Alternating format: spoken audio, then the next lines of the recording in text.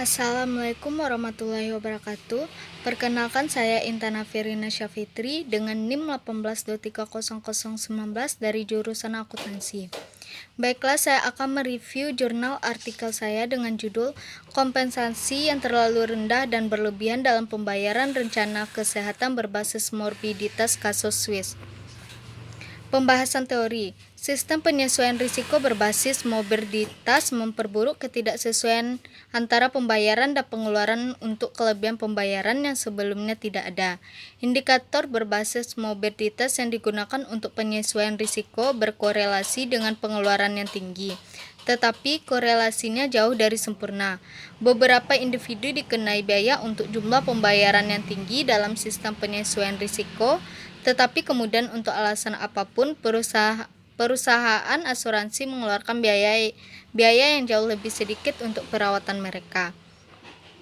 Kasus yang dibahas. Tujuan dari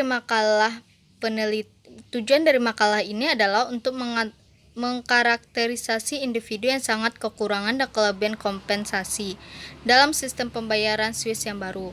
Peneliti mendefinisikan yang ekstrim dalam istilah apa yang peneliti sebut sebagai pengeluaran sisa, yang sama dengan pengeluaran kompensasi yang lebih sedikit untuk individu.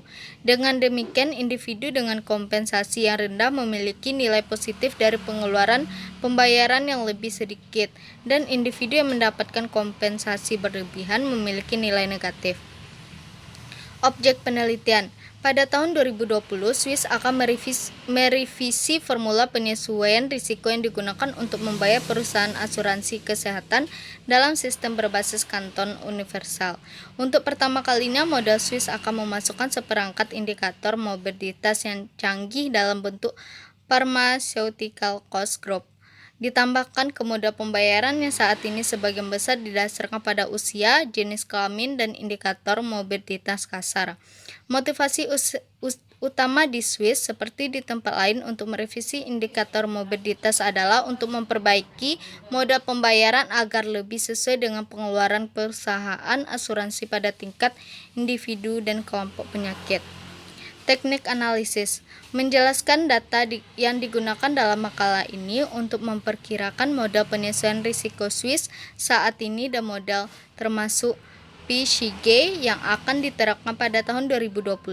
Bagian 4 mencirikan biaya, pembayaran, diagnosis, dan beberapa elemen lain penggunaan perawatan kesehatan dari 1% atas dan bawah, dan 0,1% dari distribusi pengeluaran sisa.